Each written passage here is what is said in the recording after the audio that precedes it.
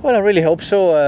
It's a great achievement to be in the final. Obviously, kept the season off with a European trophy would be amazing, and it would make probably the season a successful season.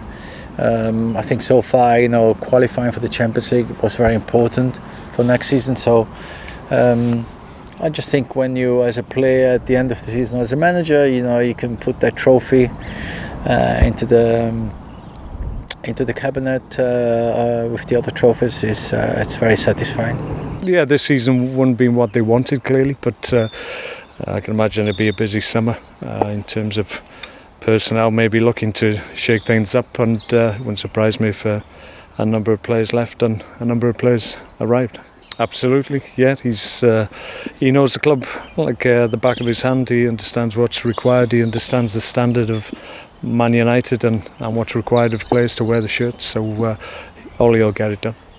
The football, I just think it's amazing. I don't think I've ever seen a standard of football like it, really, especially from Manchester City and Liverpool anyway.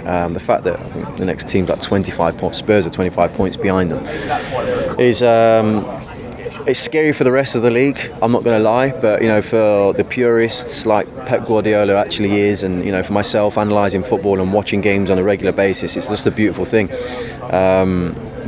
Watching how they went about kind of the last 7 games of their season with such pressure on them, and Liverpool, by the way, who deserve a ridiculous amount of credit for closing that gap last season and